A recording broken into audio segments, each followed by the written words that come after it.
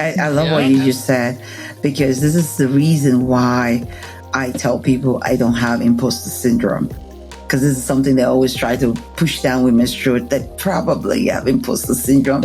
Let's show you 10 ways to get over imposter syndrome. And I was like, I don't have one.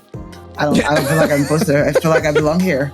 And, and I say, because if I feel like an imposter, that means I feel like I'm faking it. And I don't do fake. So I'm authentically here.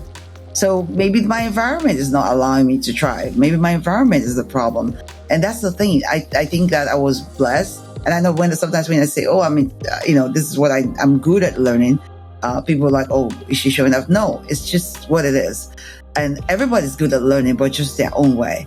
I don't feel like that. I don't think there's anybody in this world that is not intelligent. That's why I do what I do. I believe everybody's intelligent. I just have to figure out what your thing is and bring it to you the way you like it.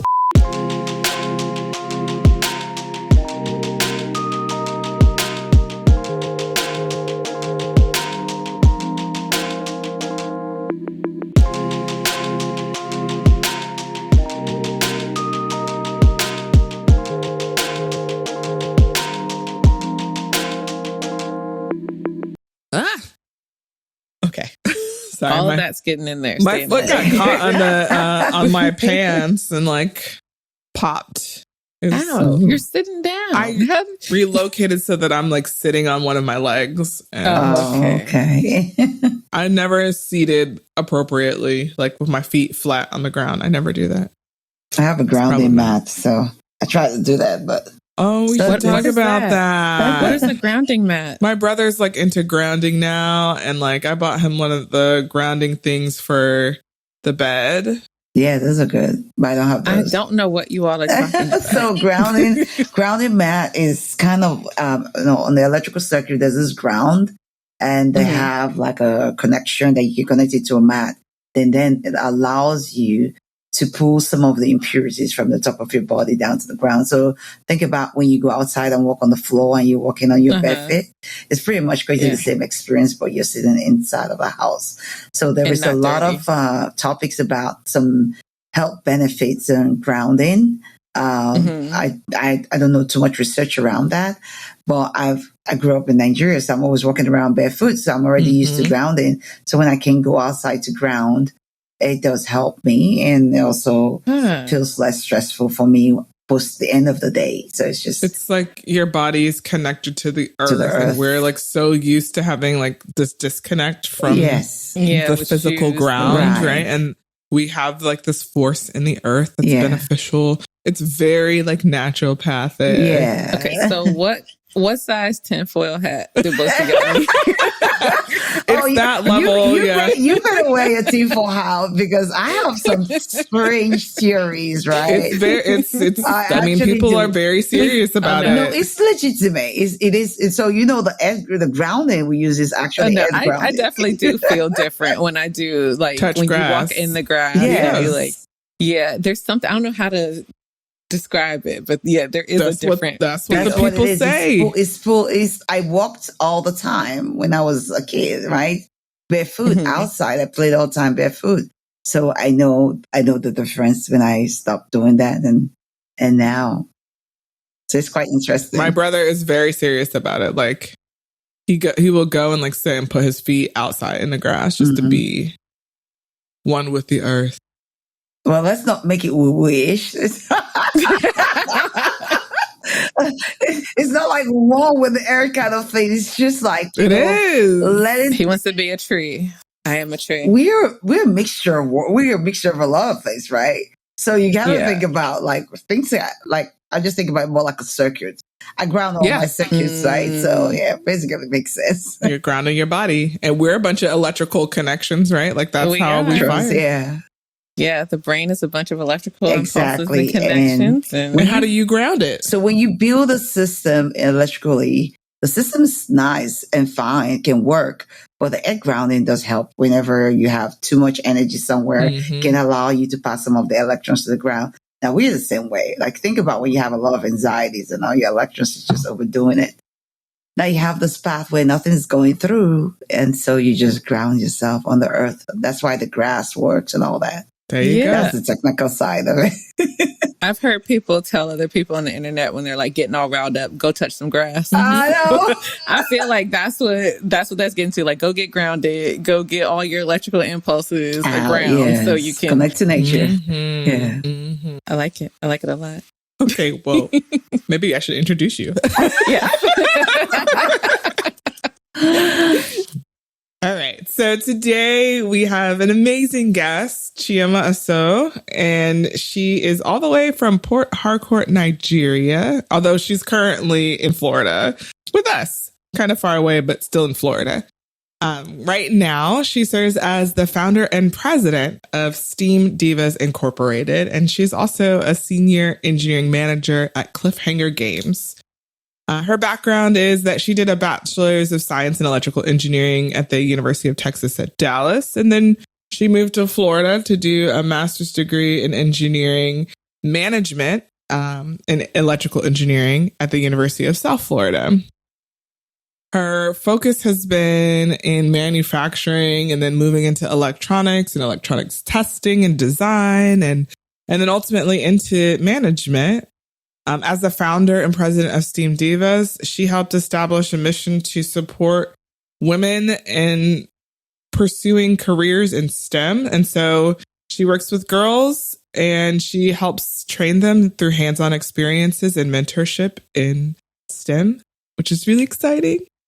Some other claims to fame. She's a published author and her really focused on insights into productivity of teams and individuals. And focusing on team dynamics. Her book, Unlocking the Team Puzzle, is available if you want to look up that book. She's volunteered with Black Girls Code, and she also has a top secret level clearance, so don't mess with her because she knows some people. She make it disappear. That's right. Other notable things. So she's worked for EA Sports as a senior software engineering manager. I mentioned she worked for Lockheed Martin, but Lockheed Martin Space as a senior electronics engineer. And she is all around an amazing woman who's balancing work and more work in life. And so we're really excited to learn more about her and talk about her life today. So thank you so much, Chioma, for being on the podcast. Thank you for having me. That was such a great introduction. I'm like, who is she? It's you. I think it's really cool. So I know that we got like a message from you on LinkedIn. Like, hey, I'm really amazing. You should look at my profile. And we looked. See me. We looked and we were like, yes, you are. You should be on our show. And so this is an example of like, well, you a boss, let somebody know about it. Don't hide it. Awesome. Let it be. Yes. Okay. So Chioma, we always start with people's early experiences. Like, what was life like for you in Nigeria growing up? And what brought you here? Oh, well, we're going with all the way back. So all the way back. I was born in Nigeria in Port Harcourt, which is in River State, down south, where all the oil reside. And growing up there, I grew up with my mom. I grew up with a single mom, and my dad, who, I do both sides of places. So I grew up in, my mom is a very liberal, forward-thinking kind of woman. So all my life I've been surrounded with powerful women. So I didn't realize that it was different because that was what I knew.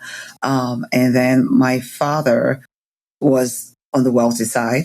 So it was kind of interesting to live with my mom, who's like middle class, and my dad, who's also wealthy. So I've had experiences across both sides. I've always been intelligent. So that's funny enough. It's like, but in Nigeria, we knew the different kind of being smart. There's book smart, there's age smart, and all that. So it was kind of acceptable. Like everybody had their skills, and mine was just being intelligent. And so everybody just kind of knew I was intelligent, but it was never priced above different forms of intelligence where people were street smart or emotionally intelligent and things of that nature. So it never felt odd like people do it now. It was just kind of like, oh, that's your thing. She reads a lot.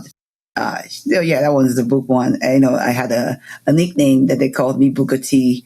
Booker T. Washington, yes, because I always had a book with me, growing up, and so I started reading really early with no one really teaching me. I just kind of watched Sesame Street. Oh wow! I started reading. Sesame Street, the GOAT of educational TV. Exactly. And so it wasn't like they were teaching me, but you were hearing the sound and you were like, I think I can figure this out. And since no one was really teaching me, it was kind of surprising how I was reading to my parents because no one was, no one really forces you to learn until you get into preschool, right? So it's kind of like, so I didn't really know I was reading per se.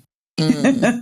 I just started, picking up the love letters that my older cousins would keep around and start reading it. So you was reading the tea. Right. I thought you were putting up like the Cat in the Hat or something like that. You were like, wow. They're like, he's a kid. And so all the younger cousins about my age would bring the letter to me or they tore it up or something and would pick it up and put the puzzles together. That's how mischievous we were.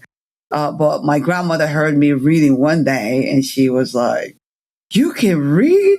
And I thought I was in trouble, right? Because, what I've been doing with the reading. And that's when I was like, oh yeah, this is pretty cool. She was learning the letters on Sesame Street. Yes. And putting it together. Exactly. Yeah. She was unlocking the puzzle. I was unlocking the puzzle there. I like that. And so it was quite interesting that I had this affinity for engineering stuff. So my mother, being this very advanced person, she just pretty much said, oh, do whatever you like. She never really held us back. And so she always said, oh, this one will be an engineer. In African press, just give you one title of what career. Yep. Like, the 4 careers. Doctor, lawyer, engineer. Race to the family. Yep. So he was like, oh, this one's an engineer. And I'm a girl. Typically, engineering is not usually what they, push girls into. So I just kind of like, oh, I want to be an engineer. I just knew, but I didn't know what engineering I wanted to be a part of. But my mom had this TV and this radio that I like to mess with, and I like to take things apart and put them back together. And sometimes they work, and sometimes they don't work. And so we had people come over to the house because then we don't throw things away; we repair things. People come over to the house to fix things, and I'll be watching what they're doing. And after they go, I'll start fixing the things myself, and so I'll end up becoming the fixer of the situation. And even though I broke it.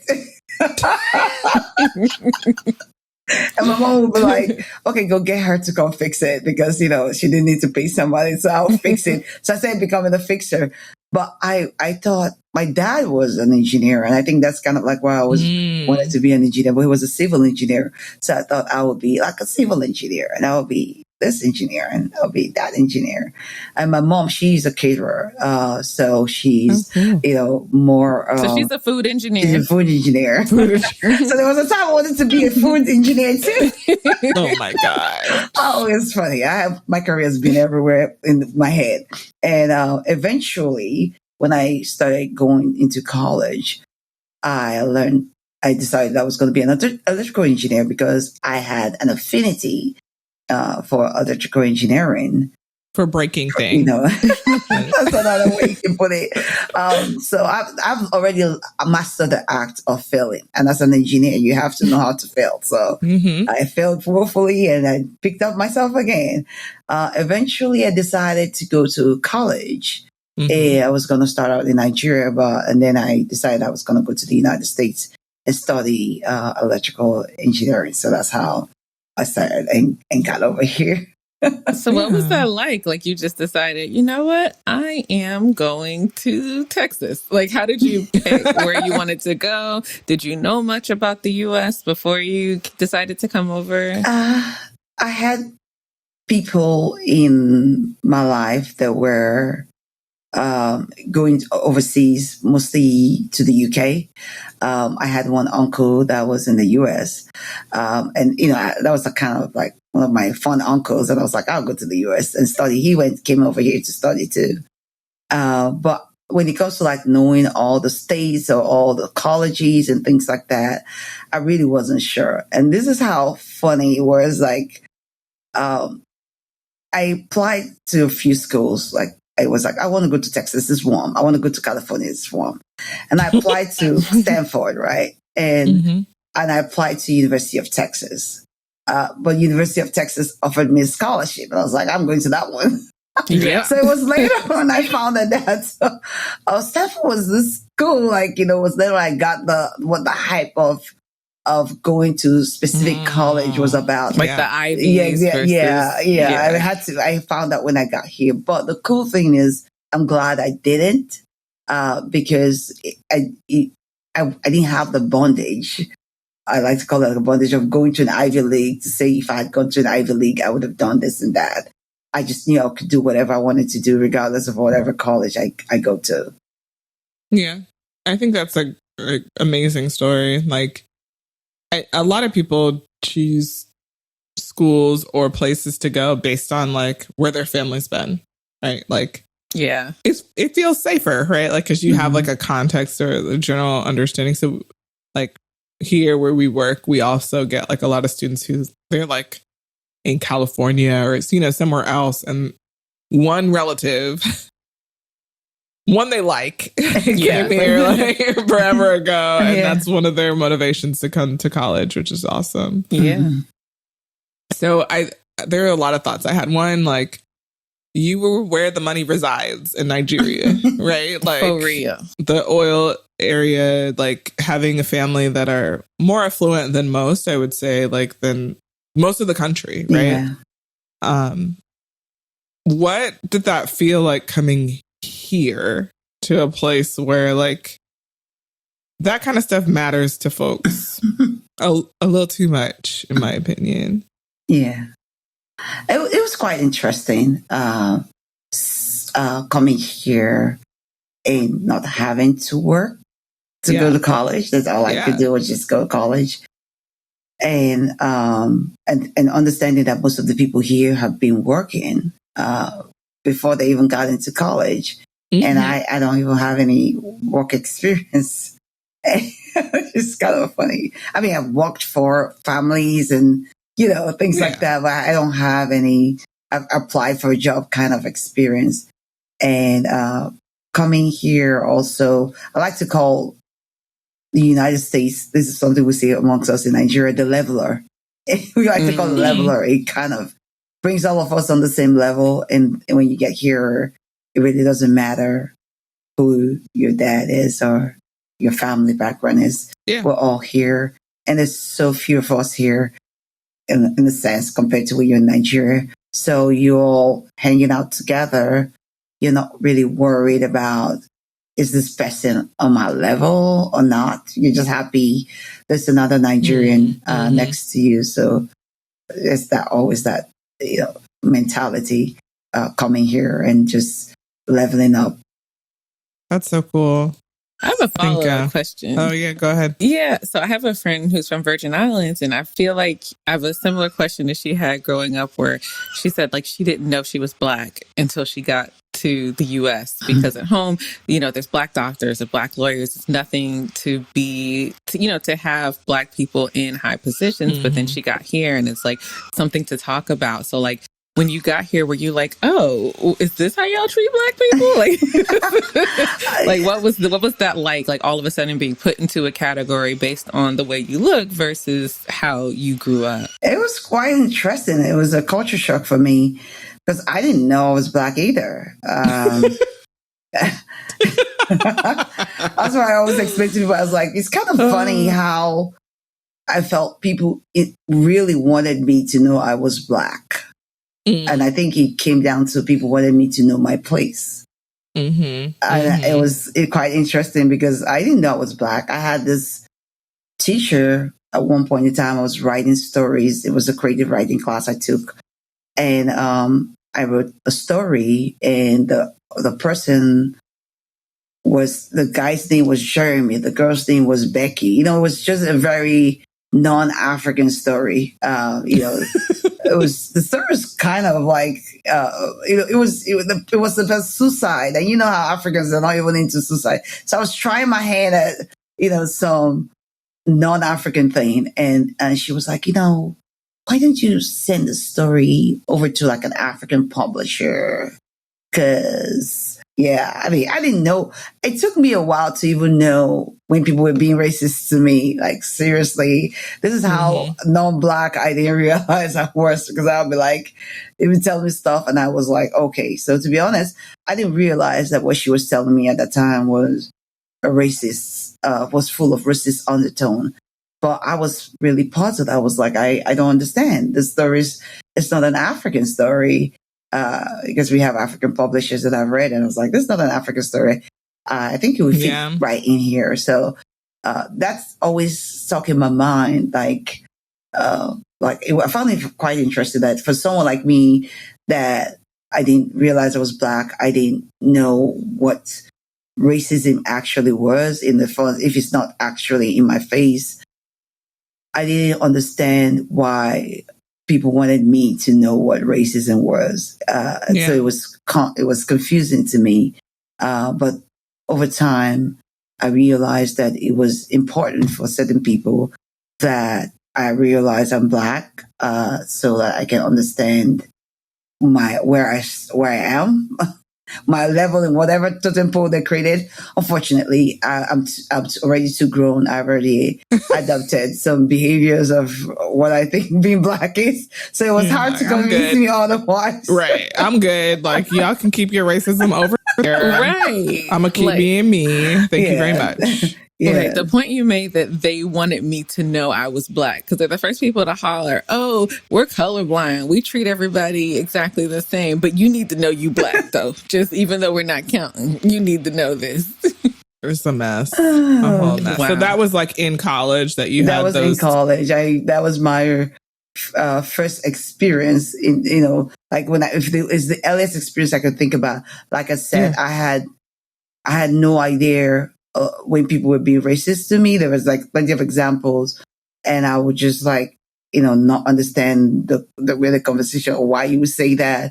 So I was more confused, but it was difficult when you're confused.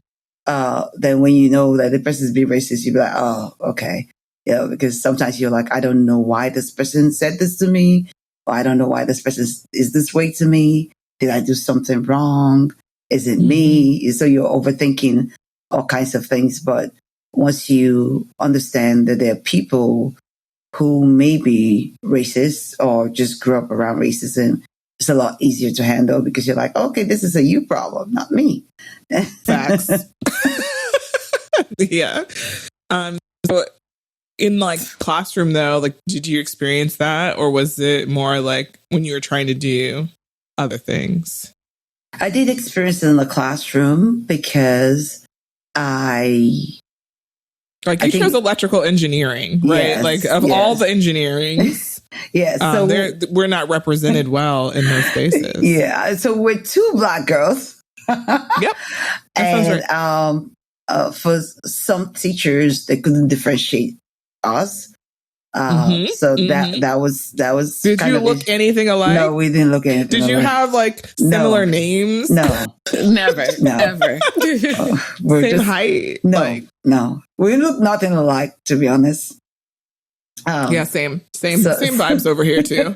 But they're like literally the same exact thing. Yeah. So that was funny. I could dodge from class issues there. But they're like, I know it's supposed to be two of you here, exactly. So I don't know which one's missing, but one of y'all ain't here. So if they accuse you, you'd be like, no, I was here.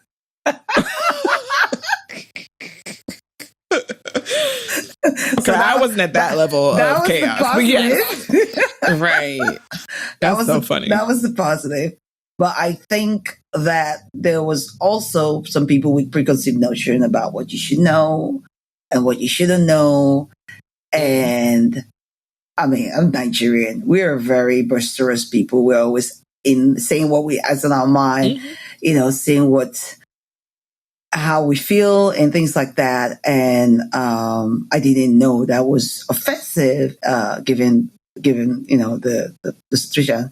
And so I was termed a troublemaker because I always wanted to say, that's not right, or because growing up, we were taught not to bow our heads to anybody, right?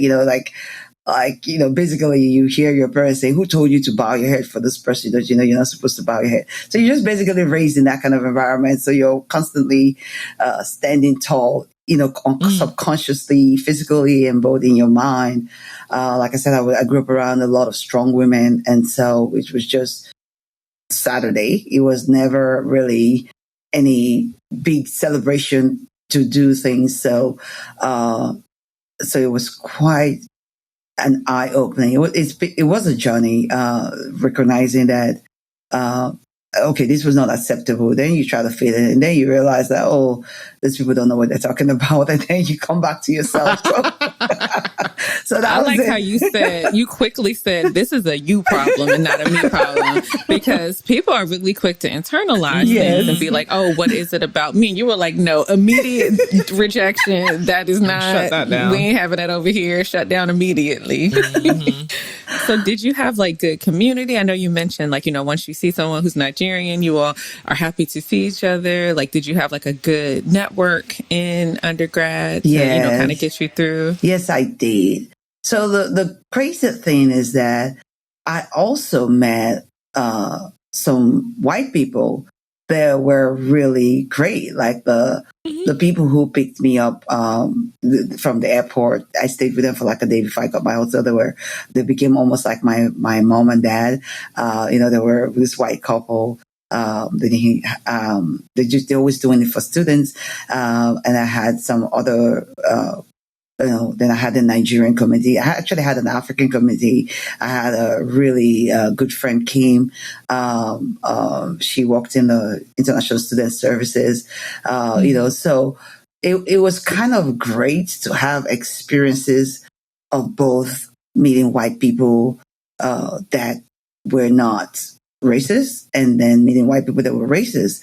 And that's something I always like to tell most of my white friends is, you might feel like I'm just one person. I don't feel like I'm going to change one person's experience, but you can. Just my experience with these people allowed me to know that this is, like I said, a you problem. It's not a group problem. It's something that you can identify in individuals, and it's not.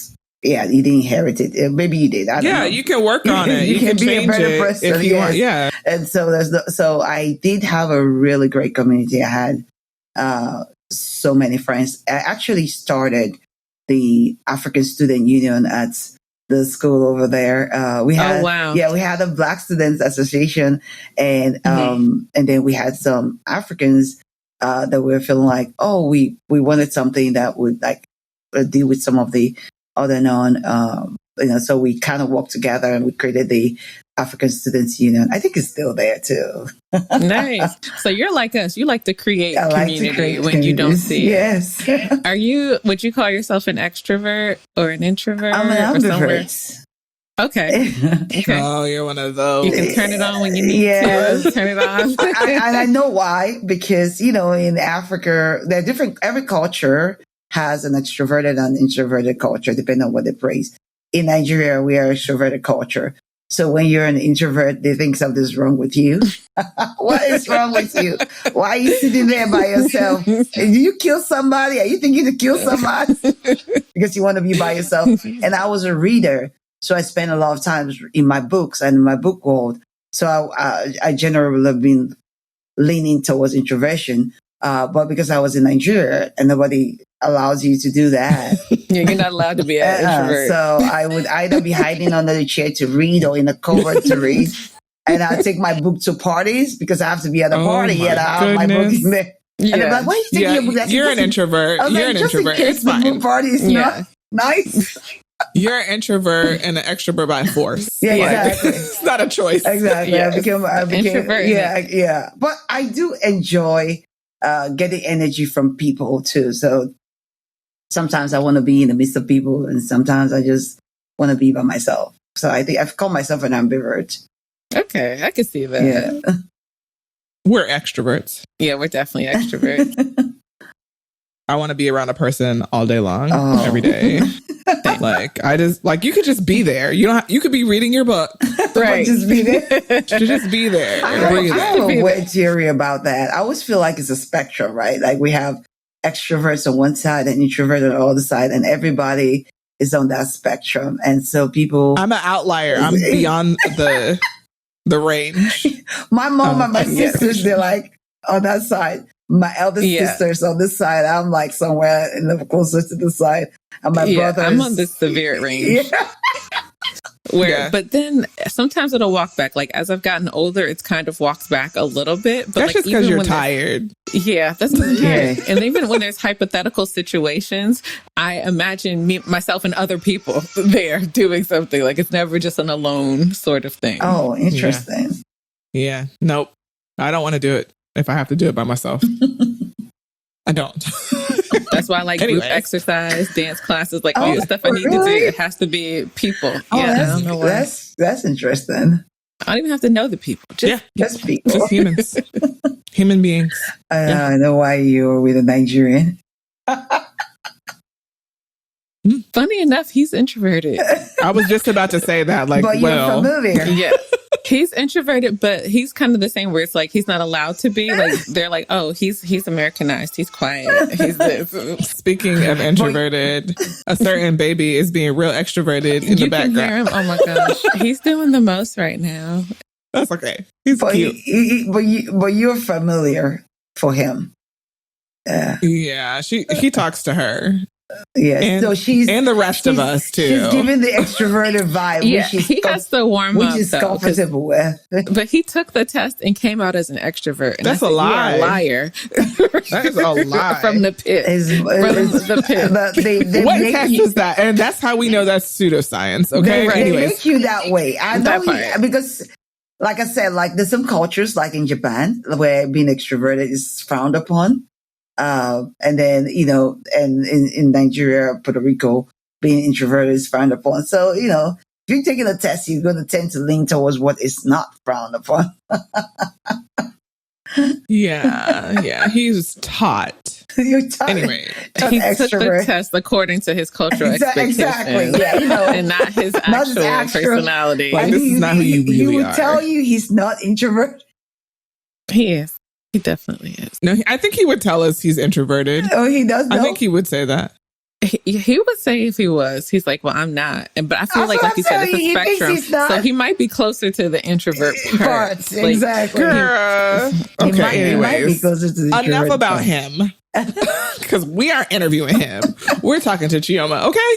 So, Chioma, you did an internship, right? Like while you were in school? Yes. What was that like? Because that was like a first job, that right? was a first job for me. So this was in Dallas Emotive, and it was basically they built airplanes, and in that space, we were supposed to be updating the documents and information about the parts that they used to build airplanes, and that was really interesting for me being in that kind of environment. But it was one of those internship jobs where you're not really doing a lot of hands-on. You're just pretty much going back and forth. But I met some really cool people there. I'm always like, whenever I get a job, I'm always like thinking about how I can improve the process and things of that nature. It was kind of interesting to understand that most jobs are not really interested in you improving the process. Don't change things. So going with all of that enthusiasm, there was one of my first lessons to like, okay, which I took, growing up, that when you go somewhere, you want to stay first and learn the process completely before you start jumping in with ideas. And then if you're in a company where you realize they're not interested in improving process, you can decide exactly what you want to do going forward. Mm-hmm. Mm-hmm. That's cool. I mean, you came back, and did you go to work after you finished your bachelor's degree, or did you go directly to the master's program? I went directly to the master's program. Okay. Why? I was an international student. So it was, I wanted to do a co-op for like a year of working, but I couldn't. And so I decided to go to start my master's right away to be in status. Yeah, and you changed universities too. Yes. So, what was it about? Like, what was the switch like, or what made you want to? I was feeling a guy. Real talk. I met someone when I came to spring break in Florida, and yeah, not MTV Spring Break. Yes, ma'am. I was a cliche, and he was in Florida, and I was like, I'll just come over here and go to school so we can be closer together. That's cute. It's also a good school too. It is a good school. It's not like you went to University of Nowhere, following somebody. Yeah. True. Nice. And you switched to engineering management, or was that like a sub? It was a sub. I was still in electrical engineering. Okay. But in addition to that, I added engineering management. Like a minor? Like a minor, yes. There was a program that we're doing then that was, if you take additional business classes with your electrical engineering, you can become an engineering manager along with it. Oh, okay. Yeah. I did like a sustainable engineering grad certificate while I was in school. So yeah, similar idea. And I'm sure like culture-wise things were a lot different from Texas to Florida, even though people like to conflate the two. We're different places. I was just chasing the weather. I came from somewhere that was hot, and I didn't really want to stay somewhere cold. And so it was either Texas or Florida. And, he made Florida a more prominent choice. I would have still been in Texas. But when I started at University of Texas at Dallas, it was a much smaller school. Yeah, it's big now. And then, and then I went over to USF, and it was a much bigger school. And in this environment, I was doing my master's, not undergraduate, so I was not as involved as I was when I was an undergrad at University of Texas. Did you find it hard to find grad community during your master's, or did you have a similar community? Well, it was a lot harder. I think because I had I had other things going on outside of school, and but I was part of Eta Kappa Nu. It's like it's engineering fraternity, for high GPA, whatever, something like that. But I was said high GPA or whatever. She had a 4.0 by the by. She's like high GPA or whatever. That was the story. That's what they told us. And then who has a 4.0 in electrical engineering? Like what? That part. What? So interesting enough, they would just call you and say, hey, because you have this GPA, do you want to join Eta Kappa Nu? And there's another one that was a competing one. But my friend was in Eta Kappa Nu, so I went with that one. And so, yeah. So it was kind of like I was part of that group because I had a friend from Haiti. And, we both just kind of followed the same thing. But it was not like when I was at UTD, where I was like on all the brochures and being part of the programs and all of that. All the brochures. So I was just like, yeah. Just like I was just going to school, my little corner. So it was a different experience for me. So you finished. Did you do any research while you were there, or did you just do coursework? I was focusing on small gate deposition, but I just ended up doing coursework because I got a job, and so I said moving away from the academics. Okay, so you started working during the master's degree program. Exactly. Oh, that must have been tough. But you still ended it at 4.0? Yeah, but that was really you tough. know what? Right. I don't know how to articulate to the folks who are listening how unrealistic that is. Right. Like to get a 4.0 in a regular degree program is like, wow, that's amazing. But electrical engineering, ma'am. While working? Yes. And there was some dude over there too. Being a distraction. Right. Child. Okay. She taught herself how to read. That was really tough. I'm just saying. That was tough. I'm not gonna lie. That was tough. That was really tough. That's tough impressive. Time. Yes.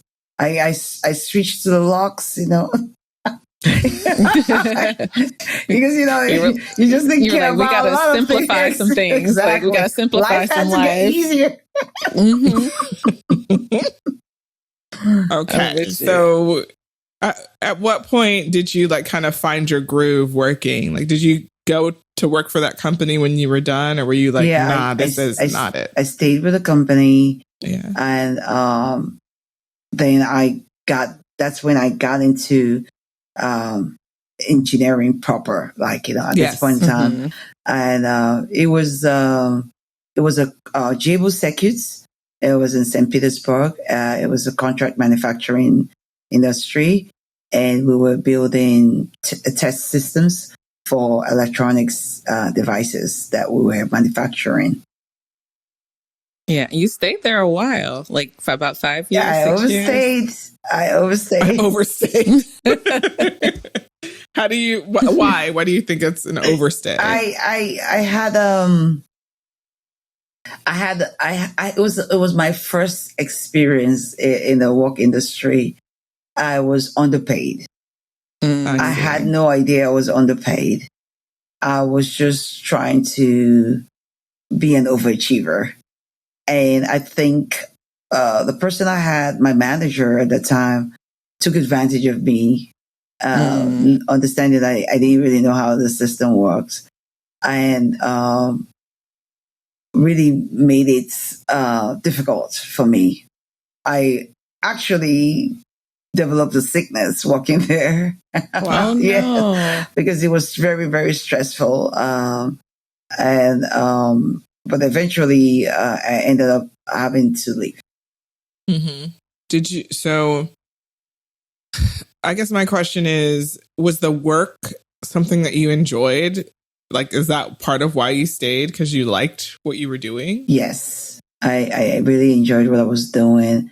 It was very interesting. It was a very fast-paced environment.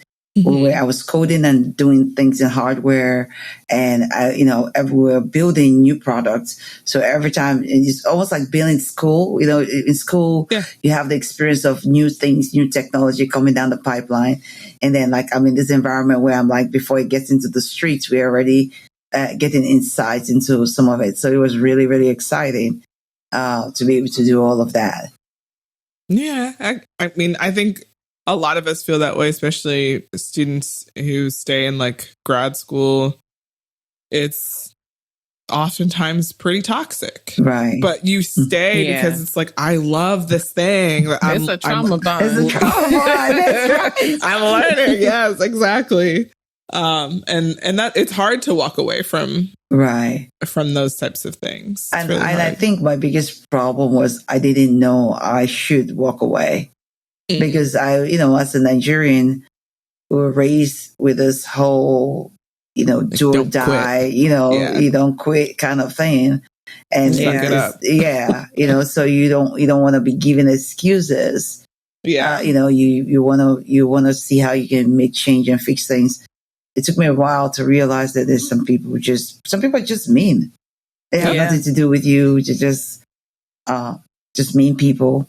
And he was one of those type of people. And I think he was really upset when I was trying to leave. And it was just toxic from the top to the bottom.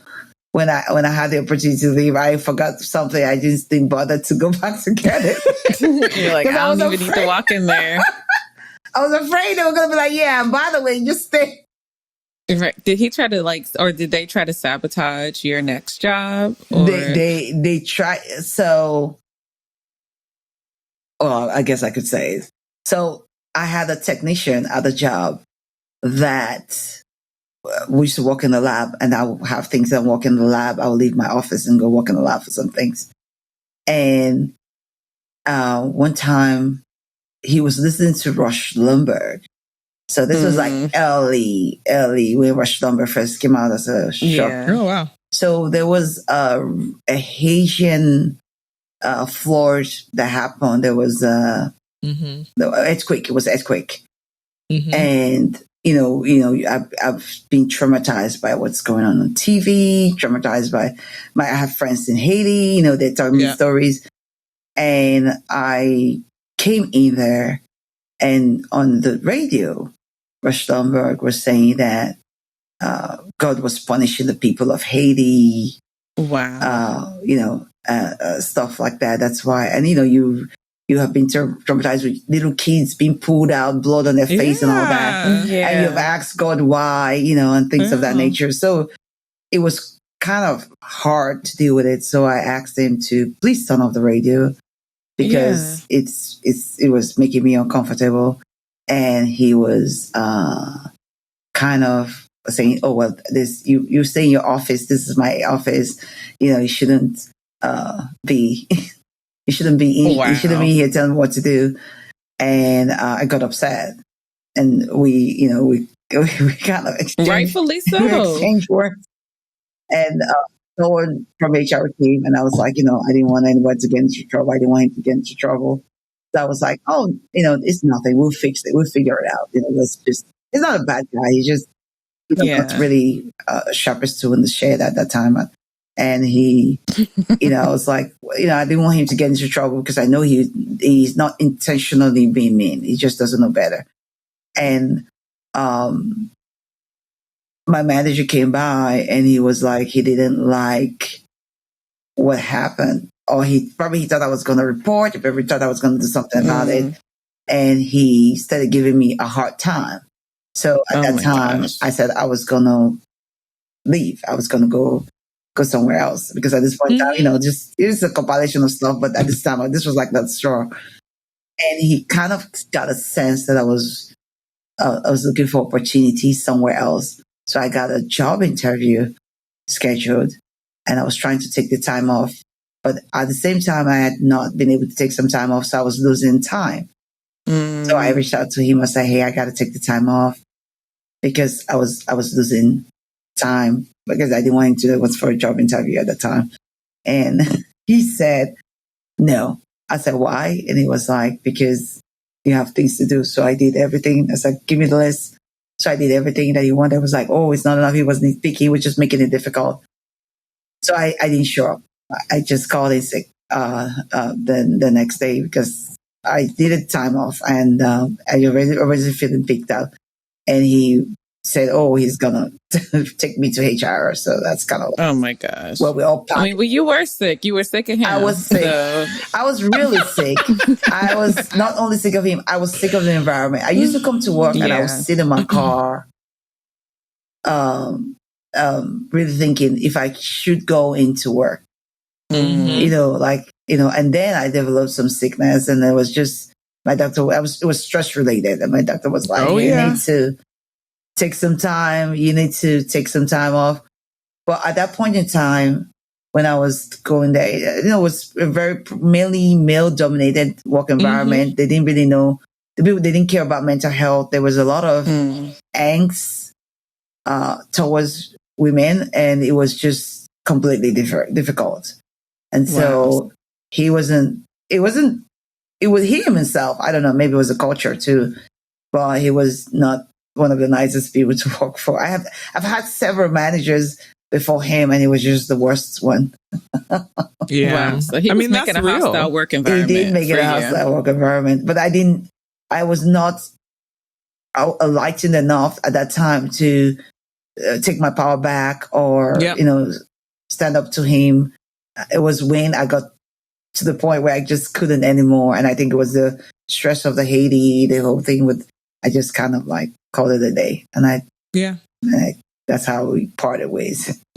I think it's amazing that you recognize that, because a lot of people, like, I didn't recognize that I was in that scenario, right? And so sometimes it takes an external person to point it out to you, like, hey, like, what you're going through isn't normal, right? Right. Yes.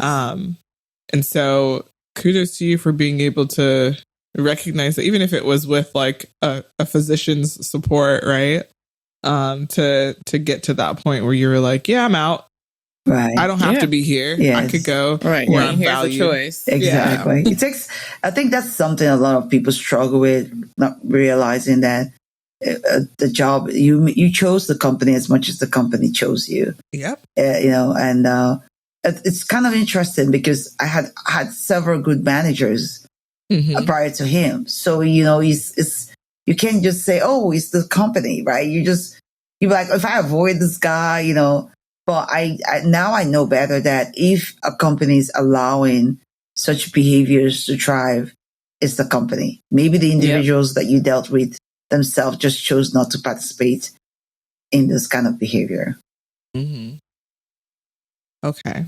So, deep breath. What led you to create STEAM Divas? Because I feel like out of that kind of struggle and realizing you were isolated and alone, maybe that had something to do with it. And you you hit the nail on the head completely. So I started STEAM Divas because of that exact reason. Because part of the things I felt was maybe if I had other women, if I had more women, and I was having kids too. So there were some stories that happened when I was having big kids at that time when I was there. So I was like, maybe if I had, more women who would have supported me, it probably would not have been that bad. And so I said, well, what I'm going to do something about it. I'm going to create an opportunity for more women to be here. One of the things I noticed was a lot of times women's confidence is what gets attacked. Mm-hmm. I think what saved me was the fact that I grew up with my mom, and I was in that kind of environment, and I grew up just knowing that I'm capable of all of these things, and my mom never stopped me, and everyone knew that this is how she is. So one of the things that they kept trying to tell me over and over again was that I was not intelligent, which is kind of funny because I was like, that's my only skill. What? That's a gift that I was born with, wait a minute. You got a 4.0? Right. Okay. One thing about it, two things for sure. You ain't about to tell me. But it was kind of interesting that, that was the narrative that was usually being tried to push towards me. And I found out that it's not just me. That is very common with a lot of women. Mm-hmm. So sometimes you see a woman, if she's not making an A, she thinks she's not intelligent enough. She's probably making a B. But if you see a guy is making a C, he thinks he's doing the best. And of course. So he can teach the class. Exactly. So that confidence, I wanted to steal the confidence the guys have and give it to the women. And so this is kind of like part of what we do with STEAM Divas. But women also girls tend to go towards where they have a lot of women. And I found that, most times it's places where it's non-STEMish. That's why we have more women in non-STEM environment. So I figured that if I can include those places as part of STEM, because I believe everybody's technical and everybody's an artist. And I feel like if I can include it in, and that's where we came up with STEAM, that I'll be able to reach out to more girls who feel like maybe STEM is not for me. Because if I leave it open and say only girls who are interested in STEM, we'll only have the same small number of girls coming in. But if I make it possible that every form of woman can do STEAM her own way, even if she's doing singing or dancing or choreography or arts, and she can include STEM into it, then we can not only expand the creativity possibility of STEM, but we can also get more women within those environments. So that's kind of like why we're STEAM not STEM. That's so great. I knew it had to be connected. Yeah, I love that. It felt like it was connected. Absolutely. And I love how you harp on the fact that people try to say like, oh, woman, you must be not confident. You must be unsure of yourself. It's like, no, actually, you might be the problem. So, and there's some, oh my goodness, there's some saying where it's like, basically, if you have a species and they're not thriving in an environment, you don't blame the species. It's the environment sometimes that is oftentimes not sustainable to life. Yes. Like you don't go to a rose that can't grow in the middle of concrete and say, what's wrong with you, rose? It's like, no, actually, you have put it in the wrong place. This is not habitable for life. So yeah, we need to think about STEM and all of these different environments in that way. Like, what are we doing in these environments to keep people out of it and stop blaming the people who are in there? Right. I love what you just said, because this is the reason why I tell people I don't have imposter syndrome, because this is something they always try to push down women's throat, that probably have imposter syndrome. Let's show you 10 ways to get over imposter syndrome. And I was like, I don't have one. I don't feel like I'm supposed to. I feel like I belong here. And, you know, and I say, because if I feel like an imposter, that means I feel like I'm faking it. And I don't do fake. So I'm authentically here. So maybe my environment is not allowing me to try. Maybe my environment is the problem. And that's the thing. I think that I was blessed. And I know sometimes when I say, oh, I mean, you know, this is what I'm good at learning. People are like, oh, is she showing up? No, it's just what it is. And everybody's good at learning, but just their own way. I don't feel like I don't think there's anybody in this world that is not intelligent. That's why I do what I do. I believe everybody's intelligent. I just have to figure out what your thing is and bring it to you the way you like it. And so whenever someone says, oh, you know, like, why are you doing things this way? Like, you know, that's pretty much like when you're trying to explain yourself as a woman. You know, at work, you know, we're very descriptive. We take time to get to the journey, to the direction. Sometimes people want to cut you off and act like you don't know what you're saying or you're arming too much or something. And so at one point in time, I used to give this terrible advice, like, you know, to bring your voice. Maybe they'll listen to you more, to all the younger. And I'm like, speak how you like, so they can get comfortable to hearing a woman say those words or hearing a woman say things the way we say things. So that's kind of like what you're saying. Like, I feel like even the whole concept of imposter syndromes, or the concept of lean in, like, how far do I have to lean here, people? I'm already standing. Right. I'm not about to lean off a cliff. I know, that's right. Like, can we just at least deal with the problem, right, instead of trying to tell the victim, which I say imposter syndrome is victim blaming. So I'm telling the victim to, like, what are you wearing? You know, maybe you shouldn't have gone over to his place. It's still the same energy if we think about it, right? So yeah. Definitely. And like, I'm listening to you, you know, we're researchers. Kyla focuses on 3D audio, but I'm very much in the human side of things and looking at, like, humans. Yes, you use humans, but you don't really care about those humans' confidence My IRB levels. says that we care about them. No. You just care about them being able to hear when they're done. That's true. That's all we care about. Yeah. But like, on the engineering education side of things, like, there's so much that you've shared that aligns with things like that we study. It's like, how do we motivate people? How do we help them develop an identity around engineering? You have very high self-efficacy, and you've given a lot of examples of how you've engaged in learning and how that's built your competence, but also your confidence in what you do. You had a lot of affirmation from other people. You had all these different experiences where you were able to kind of feel like you belonged. Even though you had the negative ones, you focused on the positives, and that's like huge. And then you saw people, right? Like, you saw other people who looked like you, whether or not they were doing the right things. Although it sounds like you might have been the one kind of pushing the envelope of some of that space. Yeah. But anyways, yeah. So like, on the psychology side of things, like, you're definitely the right person to be in this space. So it's really, how do we motivate the people who don't have all of that? Yes. But we know, like, they're capable. Right. And like you said, they are intelligent. Maybe their intelligence looks different than what people might say conventionally would be an engineer, but what does that even mean? And who gets to define that? Yes. Let me blow your mind a little bit about that. So, I grew up in Africa, Nigeria, and I had times to go to the countryside, and I've always had opportunity to sit with the elders and the elders, and everything that they teach usually is passed by tribal knowledge. Stories. And so when I do engineering or I design engineering, I design with that. I'm very conservative in the way that I don't waste things. I can design conservatively, and I'm always thinking big picture because that's the way the African system is. We have always had a closed economical systems post-colonialism, and when we invited something that's non-closed, that's when we broke.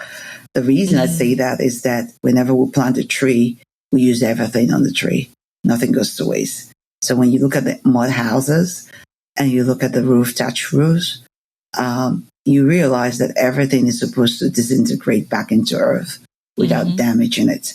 So when you build the mud house, you'll see that it sweats. That's what we call it during the winter when it gets cold, and then it gets dry during the summer. And that sweat, makes heat inside.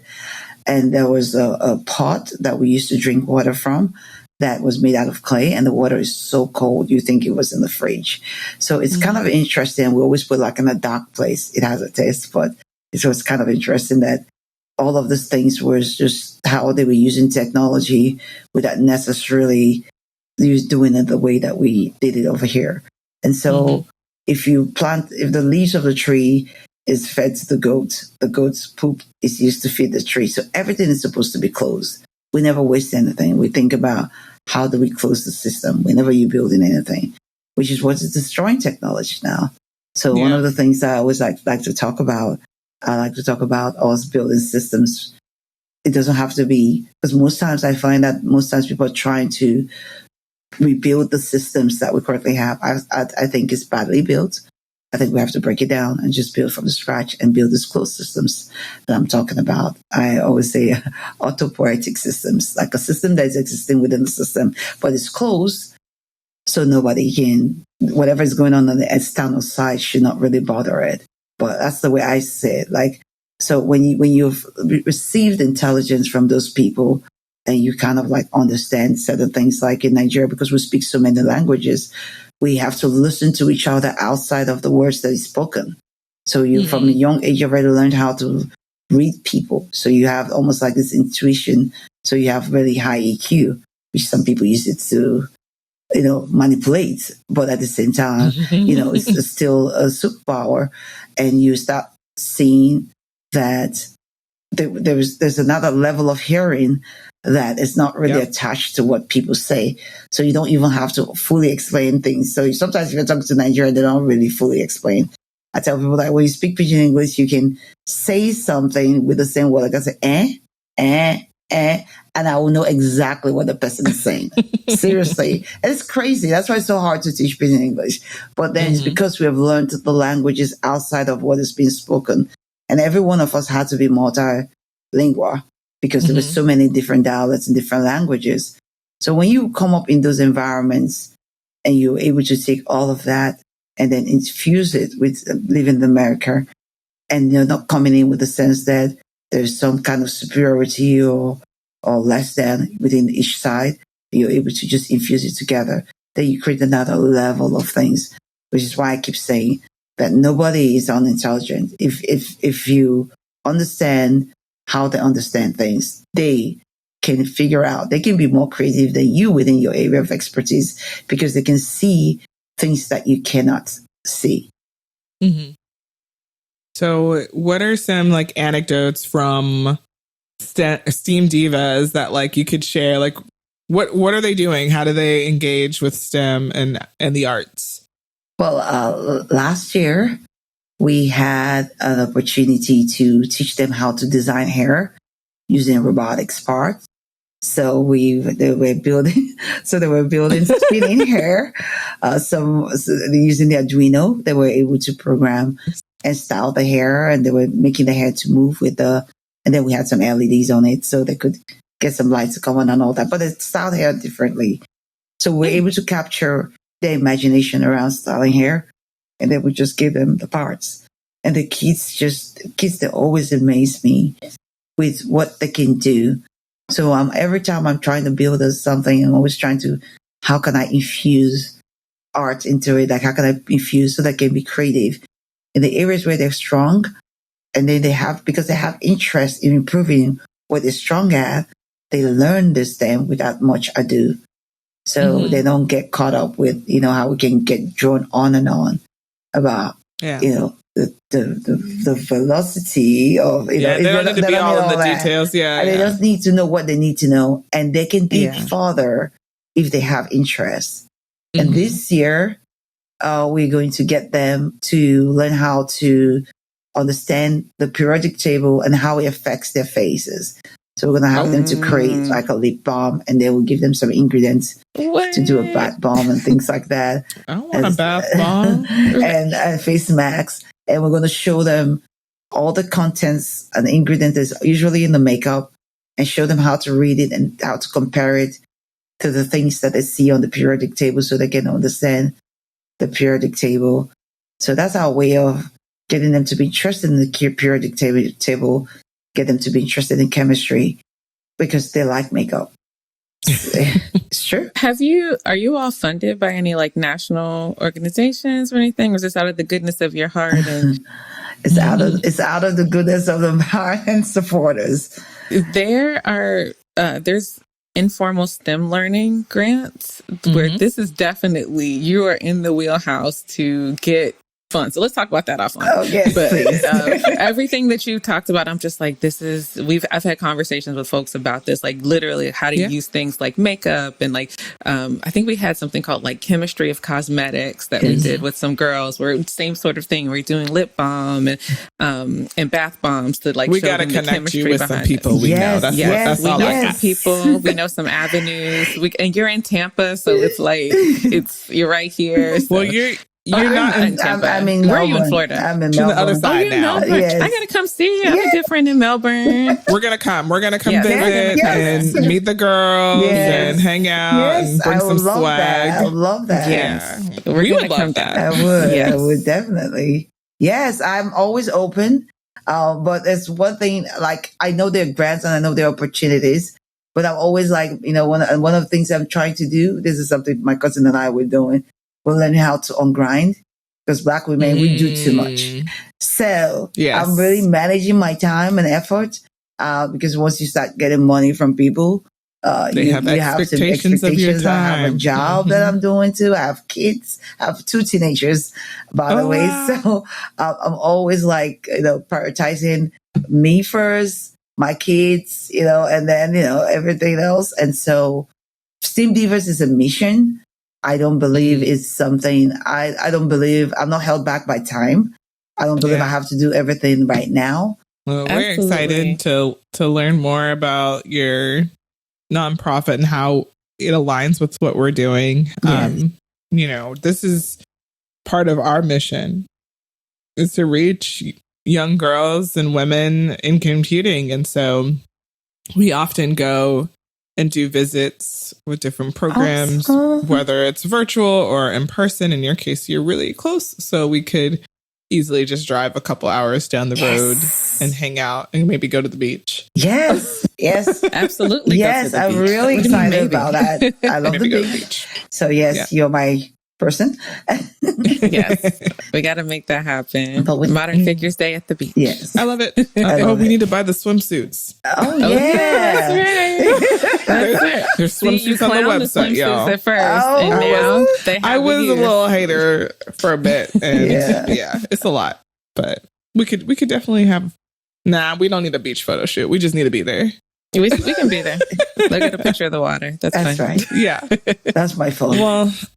Is there anything else like that you wanted to share with the listeners about? We can talk about your book. Oh, the book. Yeah. Yes. So I wrote a book. It's called Unlocking the Team Puzzle.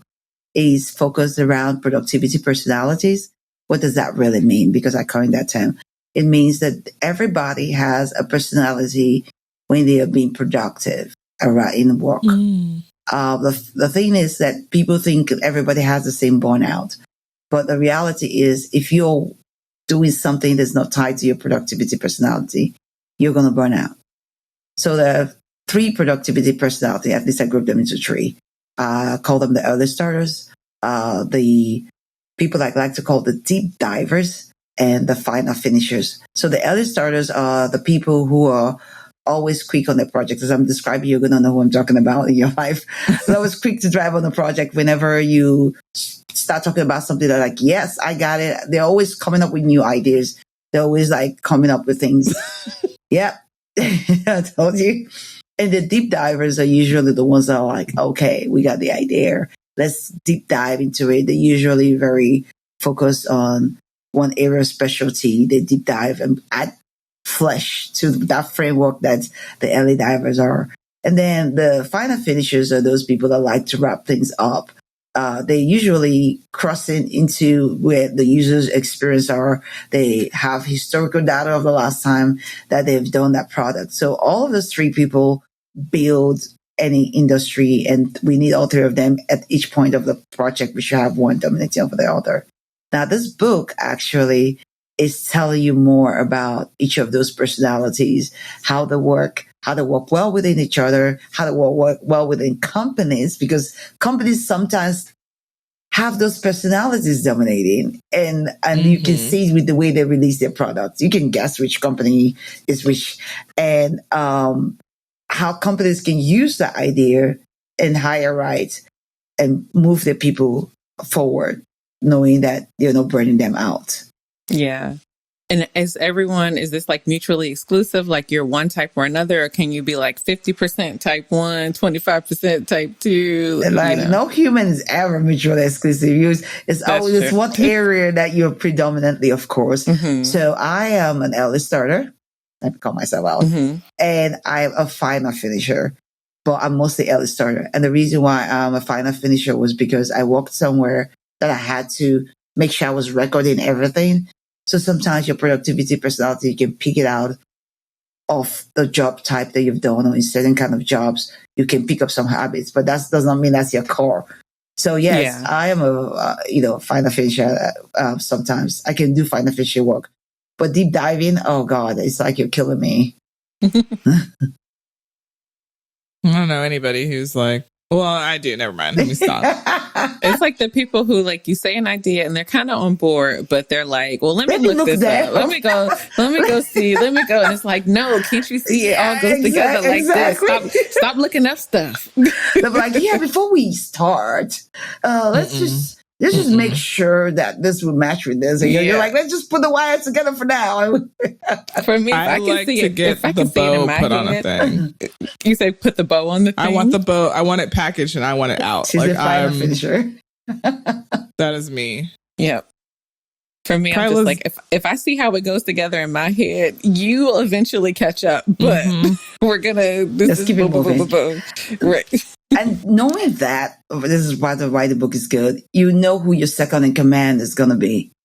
My second in command, because I can do the early starter, and I can have a little bit. My second in command always has to be a deep diver, because they have a place. They pull me back, because I would just keep running, and they're calling me back like, hey, let's deep dive into this stuff before you run out there. So it's always great to know these things.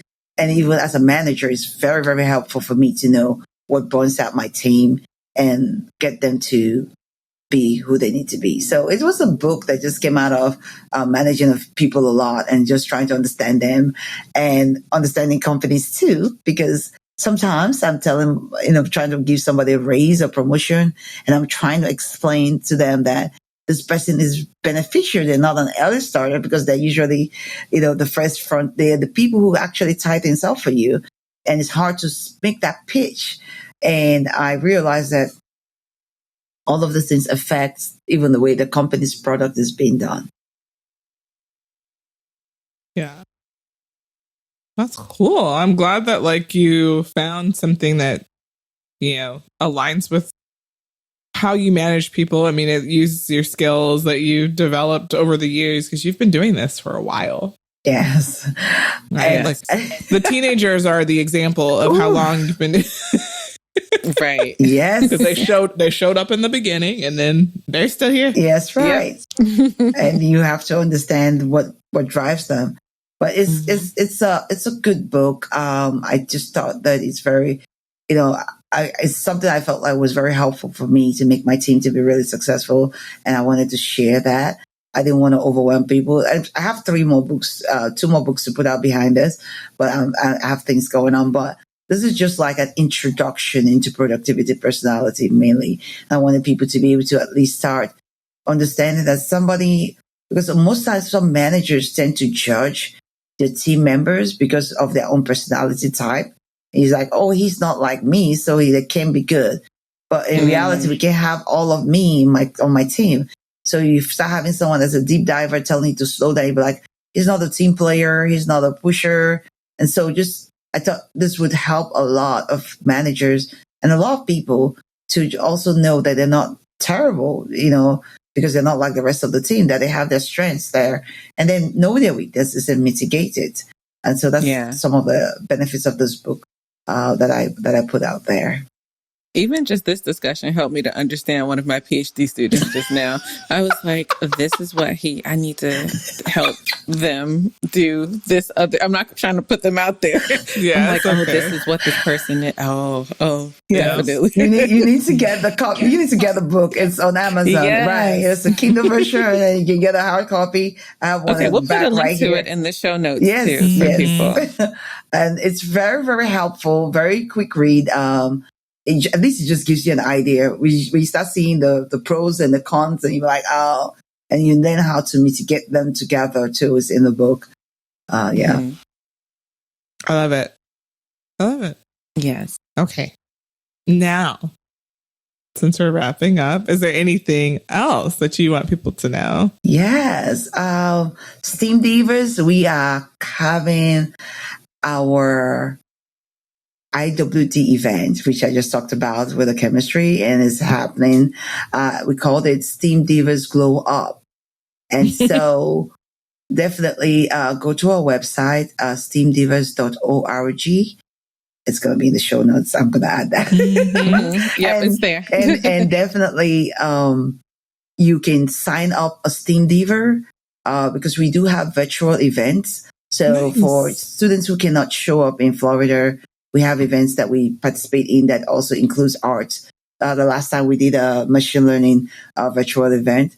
But also you can sign up as a volunteer. If you don't have a STEAM Diva, you want to sign up, you can sign up as a volunteer or a mentor, because part of what we give to young girls is introduce them to other women or men or people who are in the work industry to help build their confidence. I don't want you to feel like you have to be a STEM or tech person. Basically what we give to them is confidence as a mentor.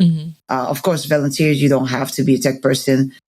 We train you a day before the event. So definitely it's not that difficult. We also know that a lot of parents, because STEAM Divas is mostly for young girls from 9 to 18 years, but we know some parents have males boys in their family. I have a boy and a girl. So sign up as a parent. We have tips and tools and things we provide to you, which you can use for your child, your son. At the end of the day, we are very open to everyone going. We just wanted an environment where the girls can feel safe and at least just focus on what they're doing rather than getting distracted with other things. So definitely we are not gatekeeping this. Everything we're teaching, the curriculums are all available to parents if you want to do the same thing with your son. And IWD is International Women's Day for people who are listening and don't know. And typically that's celebrated in March. But some people do their events in March and April because why we only get a day. So anyways, yes, that's for everybody who's listening and wondering what that meant. Thank you. Very cool. Yeah. Yeah. Definitely look up our website, STEAMDivas.org. We have lots going on there. We have things happening. We love our volunteers. We love our mentors and our parents too. We have a Slack channel. We have a Discord channel, so you can network with other parents too and other students. And if you, about my book, I have a different website, an author's page. That one is Chioma Aso .com. That's pretty much my first name and my last name. And you can find that also in the show notes. Oh yeah, we have that in there. Where you can grab a copy of my book. Wonderful. Yes. Well, thank you so much for reaching out and wanting to be a part of our podcast. And we will definitely be following up to come bother you down in Melbourne. I love that. Thank you. Perfect. Thank you so much. Appreciate being on here and allowing me to be honest and be myself. Yeah, absolutely.